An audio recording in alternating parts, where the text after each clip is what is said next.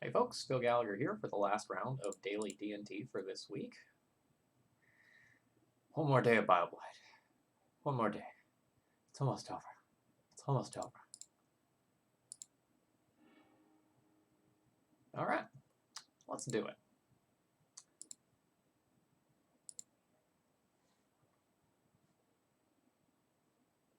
We have a hand that could cast a Bioblight.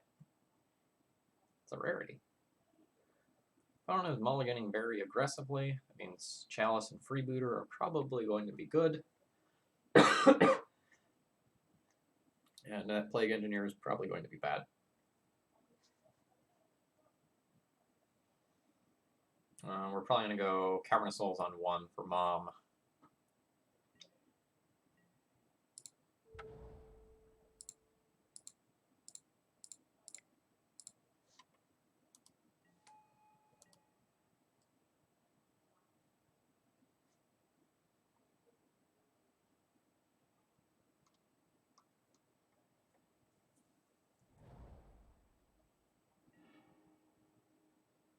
Okay. Well, at least we played out the one that is real bad with Bioblight.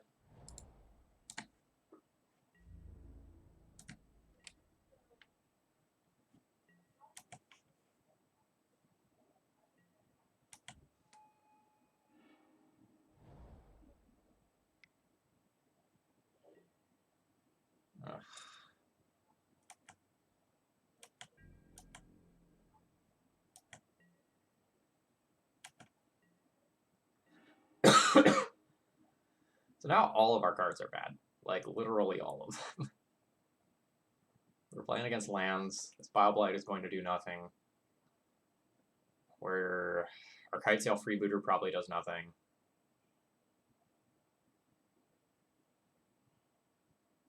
Plague Engineer probably is a 2/2 for 3 mana. And Mirror Crusader is like a clock. I can choose to Chalice on 1 and shut off some of my opponent's cards, or I can like Kitesail Freebooter, hope to spike a life from the loam.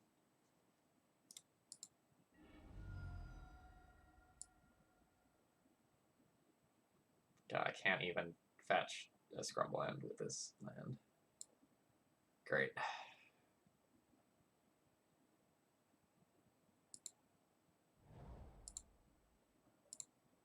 I'm going to take the Chalice here and shut off some of the scariest draws our opponent has of like crop rotation into quick combo.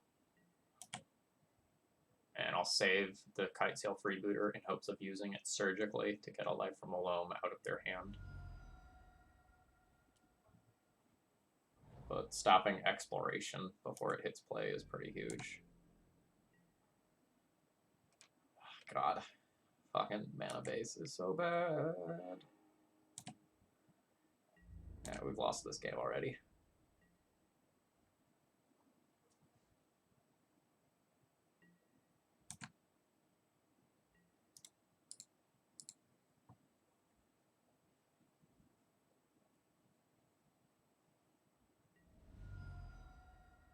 Like, my opponent is getting so many extra card draws here.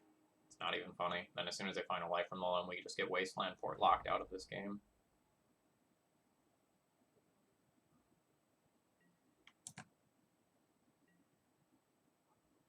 I can Bioblight my own mom. That's cool.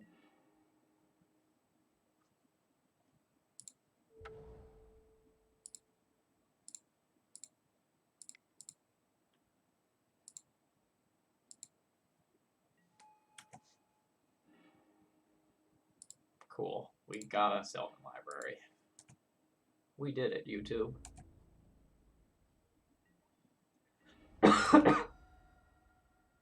Note that since they also have the Ghost Quarter in the graveyard, my non-basic lands aren't safe either. I only have 3 of those to cycle through.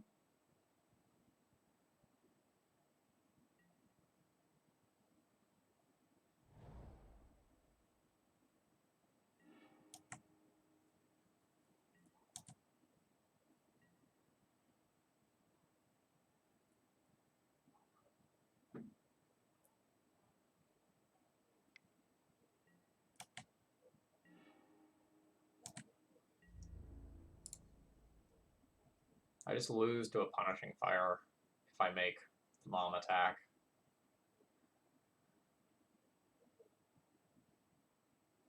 I don't think I can do it.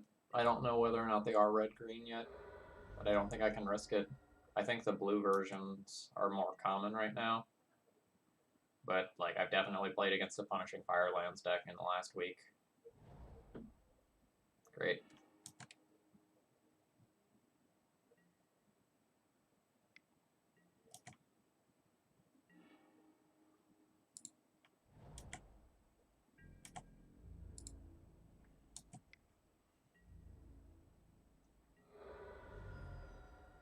I also can't interact with their lands. I have no Rishadenport or Maze of Ith to do so.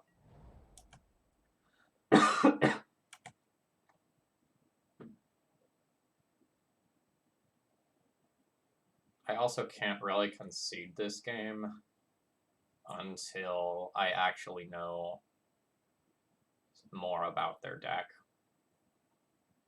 So this is probably going to be miserable, and I expect to lose this game, but I have to kind of wait it out.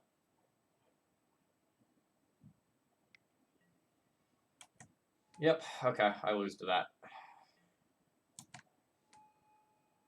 Just cannot beat the 3 life every turn right now.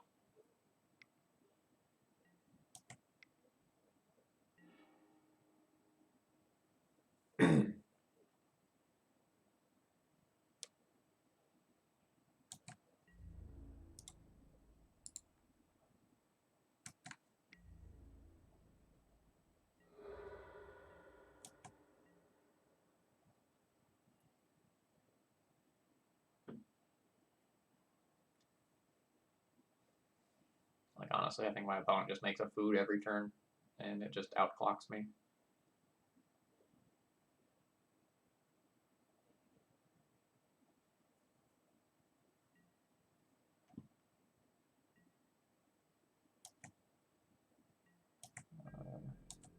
Honestly, I think that does nothing.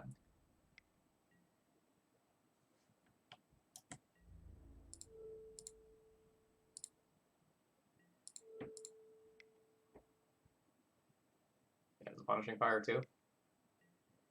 And Abrupt Decay. Sure. Alright, but now I've probably confirmed that my opponent doesn't have Punishing Fire. They're probably a bug build.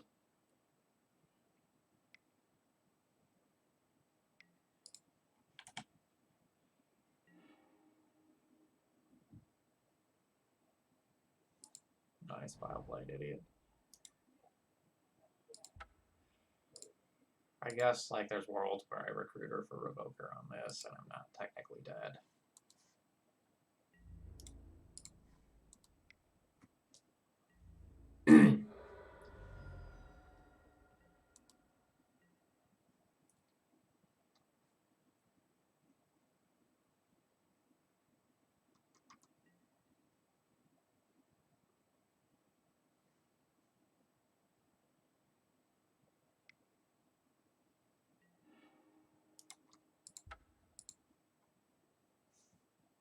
Nope. Absolutely not. Alright. Prolate on 2 is good. Rest in Peace is good. I'll play Leylines. Council's Judgment for Oko is fine. Spyglass for Oko is fine. Not sure how deep we go with things like... I'll probably bring this in too. Like the Disenchant and the Dusk Dawn. I'll kind of see how many things I actually have to board out first. Number 1, get out. Then we'll actually think about our cards. I don't think Chalice is particularly good, even when I'm on the play. Chalice on X equals 2 to stop Loam is interesting, but that's 4 mana, and as we saw that game, I'm going to get choked on mana a lot. When I'm on the play, putting that on 1 or 0 is interesting. I don't really want Jitte, which means I can probably trim a Stoneforge. These freebooters are a little loosey-goosey, but sometimes they'll get to take Loam. Or is this instant sorcery? No, non-creature, non-land. It's this one that's instant sorcery.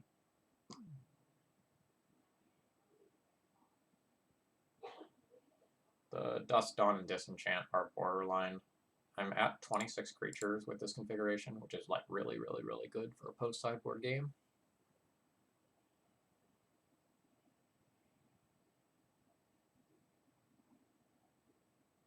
So it's like Thalia versus Dust, Dawn, Disenchant. I think I'll keep the Thalias when I'm on the play.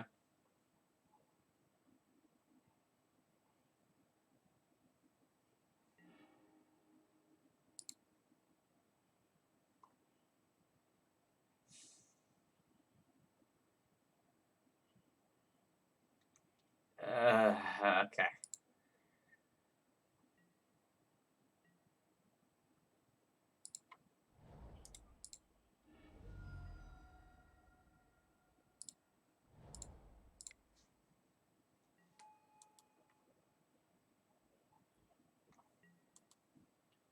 This hand falls into the category of it's not really that good, but I have a way to shut off life from the loam, so I don't know that I can throw it back.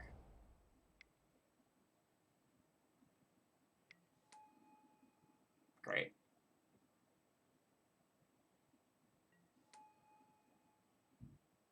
Alright, we lost. Good game. I don't think I can beat a turn 1 Oko with this deck. I'm going to try, obviously, but the fact that I don't have a turn 2 follow-up play here is just devastating.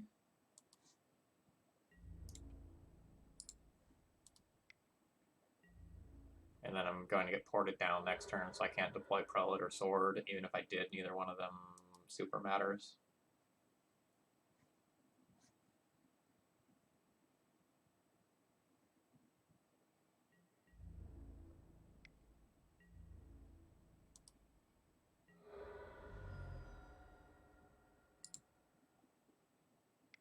My opponent doesn't have any more lands, so I guess I could rip Sorcerer Spyglass and be in really good shape.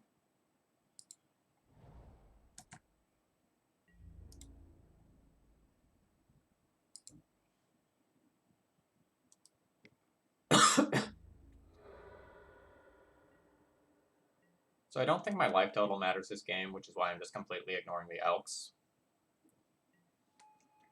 If I'm going to win this game, I need to stop this Oko somehow.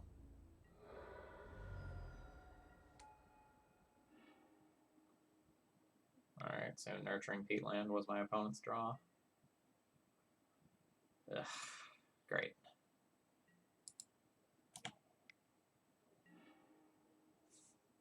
Just in time, Leyline.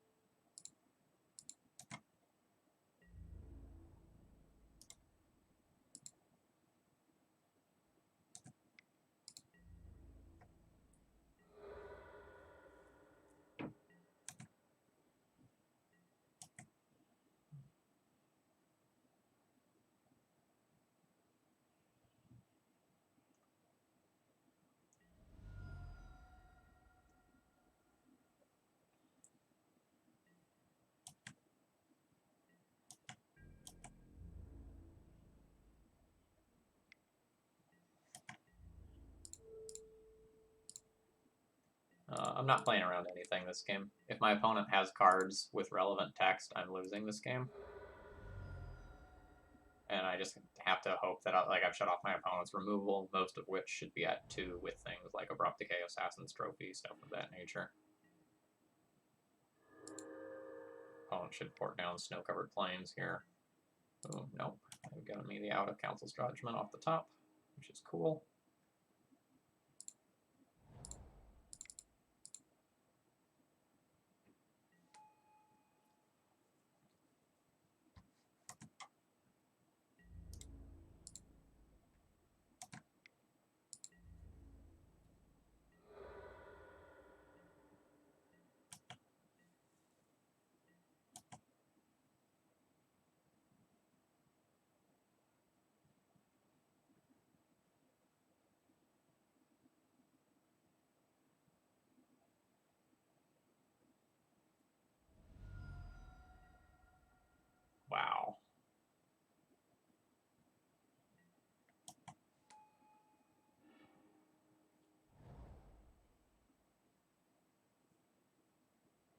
Why did my opponent take that much damage? What do they need that much mana for?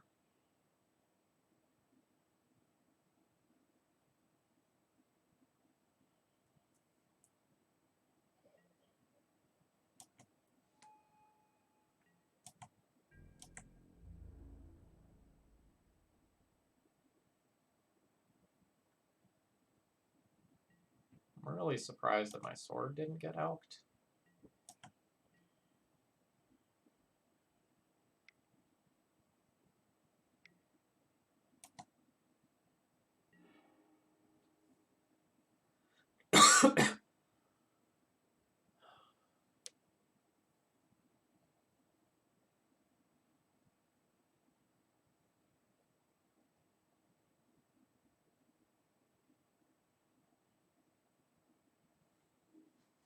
Gonna be a little bit of a weird turn.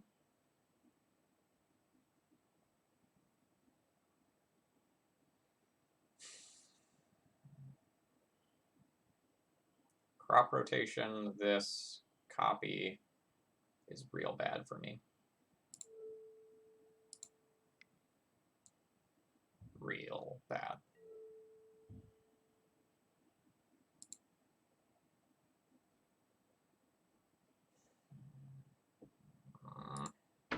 I regret my turn order already. I should have done this first before tapping this.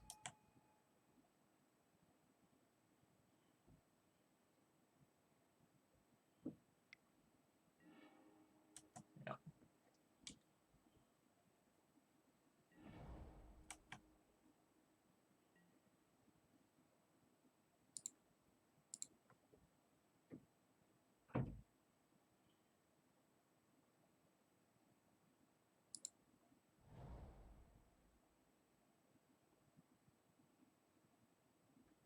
Yeah, I punted the game away if my opponent's smart.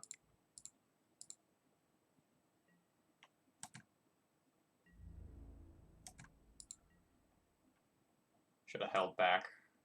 So I should have played the freebooter because now my opponent can attempt to Oko Kitesail freebooter. I protect in response, then I lose my Kitesail freebooter to the attack. That's frustrating. Like, we weren't winning this game anyway, but I gave up ground that I didn't need to give up. I also should have equipped the Sword of Fire and Ice to Kitesail freebooter, but I was already focused on my previous misplay. Alright, I'm going to scoop this one up here. Alright, this deck sucked. This is not a viable legacy deck. Normal Death and Taxes is a bad deck already, and I say that as someone who is still playing it every week.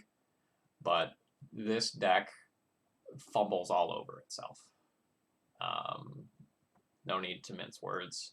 Like, the Bile Blight and Cavernous Souls situation is fucking horrendous, and really the whole mana base is just a disaster. Despite the fact that you've taken out like the ports and wastelands from the deck, the mana is still terrible. And despite the fact that you have 4 basic lands, because the mana in this deck is so bad, you usually don't get the luxury to play around wasteland. And if you can't cast your removal spells early, I mean, the whole point of a removal spell is to take the pressure off of you.